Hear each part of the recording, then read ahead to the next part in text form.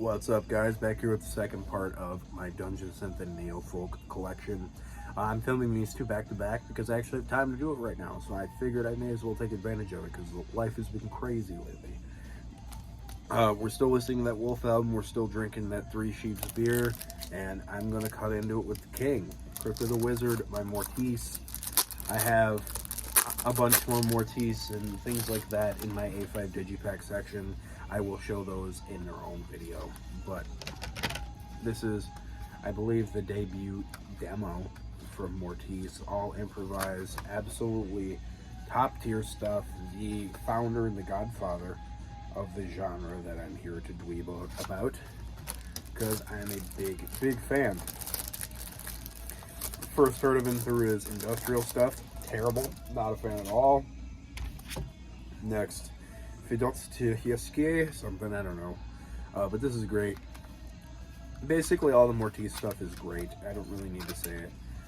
But I have all of the classic era, either on regular CD or an A5 Digipack. So, really good. This is an original copy that's missing the back of this album. Yeah, I didn't think it came with the back, and I got it pretty cheap. So I was like, whatever. I didn't know. But I'm glad to have it. It's a good listener copy, and I have a nice copy over there. So, and then the Stargate. I didn't want to have to keep taking these out of the sleeves a million times, especially because these are kind of a pain in the butt to get in. But I gotta show you the album cover. If you haven't seen it, that's possibly the greatest album cover of all time. That is a thick helping of cheese on your plate of corn, let me tell you there. Really good. Love it. Classic. Gotta love it. Next, Muskox, Inheritance. Number 69 of 150, which is glad to have it. And it's funny that it's 69 because I'm a 12-year-old.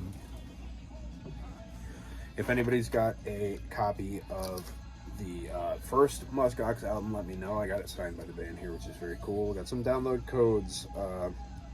Really cool. Pretty Neofolk cello led. Just gorgeous stuff, dude. Muskox is top shelf. The only album by this band that I will ever probably own, unless she somehow manages to make an album of this caliber again. This is Folk Song or something by Merker. Yes, I love this album. I do not like her black metal. It is absolutely horrendous, and I've seen her live, and she's terrible. But this is a great traditional folk album from the ancient Danish style, of which most people aren't too familiar with, so I appreciate it. You know, she's singing like old cattle calling songs from like 600 years ago, and I appreciate the crap out of that. I studied, music history and stuff like that in college, and I'm endlessly fascinated with the history of folk music, and this is really cool to get a glimpse of. Next, Nocturnal Poisoning with A Misleading Reality. Not familiar, this is Zaster, this is Scott Connor, and he changed his name to Nocturnal Poisoning. He put out some really ahead of its time weird folk music, kind of uncomfortable, weird, I don't know, man. He started making up his own tuning and like changing the tunings on 12 strings and doing all kinds of weird dissonant stuff. It's really interesting. It's not for everybody, but it's really cool. This is the first album from 2013. I picked this up randomly for cheap. This is Through the Stargate by Constance Demby, Novus Magnificant. This is a 80s synthesizer composer, and it is really spacey, really heady. This is from 1986, and it has a really nice analog warmth to it. It's 2 parts. It's almost an hour long, 50 some odd minutes, and it's just creepy, man. It's just really magnificent, but it has that kind of coldness of space. It's really cool. I've had this for a while. I don't remember anything about it. I think it's like one of those fake soundtrack bands. Nox Arcana with Necronomicon. Really cool stuff. If you know what the Necronomicon is, it's the book from H.P. Lovecraft, which you're all probably familiar with at this point. But this is just really cool, soundscapey, weird stuff. Next, one of the best in the modern era, as far as I'm concerned, this is Tales of the Mad Moon by Old Tower. This is the Grim Alchemy album and the Plague Harvest album, and then Ruminations of the New Dawn Cometh. So, I will open this because I love the spot gloss foil on there. Looks absolutely stellar. Not the most interesting inner art, but it's very cool nonetheless. This is super dark fantasy dungeon synth out in Hospital Productions. Just so creepy sounding, so weird and uncomfortable. It's so good. Next, Old Wizard with the self-titled compilation. I don't remember exactly what's on here, but Old Wizard is one of the newer bands that's put out on Northern Silence. So as you might imagine, it's pretty heavily influenced from the epic black metal style. It's so good. This is another one that really captivates the imagination and kind of places you in a place that you really aren't. Which is the whole point of this dorky genre. Speaking of, this is the 12 Temples by Questmaster. Really top shelf, kind of almost 8-bit video game style music, which really isn't usually my thing, but I think this band pairs their aesthetic and their attitude really well with the music to a point where I think it's really well done. Next, another one that's like here because I didn't really know where to put it. This is Saurian Exorcisms by Carl Sanders.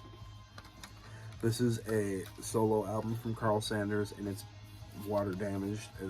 It's pretty bad water damage. You can't really open this, but this is like ritually keyboardy Egyptian folk music played on traditional instruments.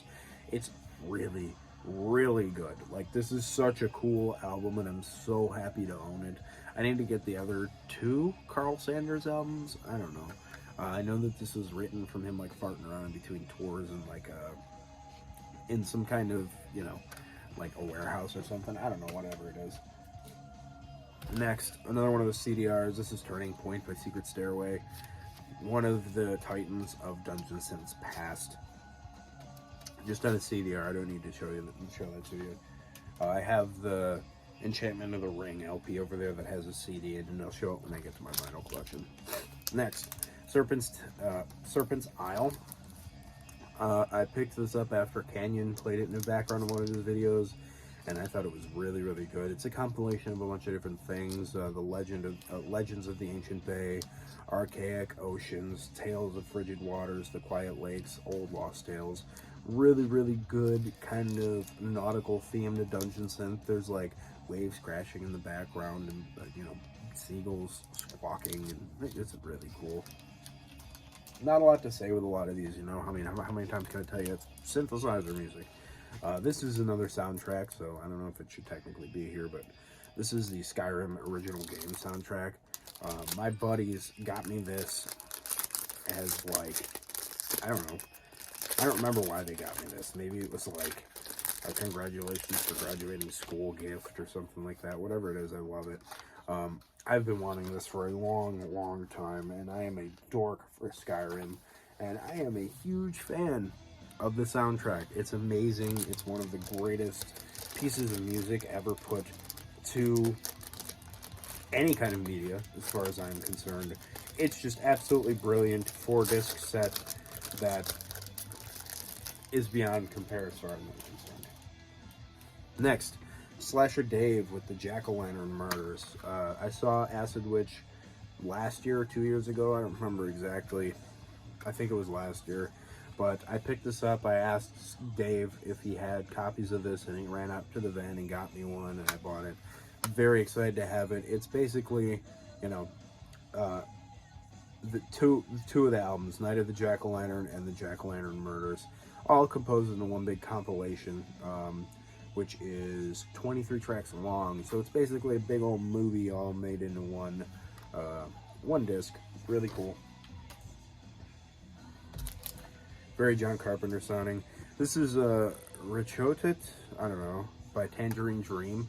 I've been wanting to get into Tangerine Dream, and I picked this up a little bit ago. This is one of their albums from 1975, kind of the, you know, like the grandfather of what would come to be dungeon synth, you know, the big thing that influenced all those bands. Really cool organ synthesizer music, kind of super heady, progressive, great stuff. Couple from my favorite dungeon synth band. This is Prologue by Thangordrim. This is 2 discs, out and out of season. This is a compilation of just random stuff. I don't remember exactly what it is, but it's a really nice comp. Love this band. Then we got Turn Neofolk, which is my favorite album from Thangordrim. I have a long sleeve of this album cover. It's really well put together, old school, raw, creepy, obviously black metal influenced dungeon synth. And then this is Gillistil. I don't know if anything else is coming out from this band sometime soon, but I sure hope so, because I really like it. Just really, really good stuff. And the last thing here is one of the CDRs, which is Wongraven's Ferrotronin or something like that. I don't know. But this is Satyr from Satyrcon's side project, kind of proto-dungeon synth or early dungeon synth, depending on how you look at it. Absolutely great stuff, a must-have in the collection, though the CD is about a kidney and a liver's price, so I wouldn't recommend paying discog thrifter prices. But yeah, Wongraven. So that's everything here, and after this we're hitting thrash, so I'll catch you guys in the next one. Keep it greasy.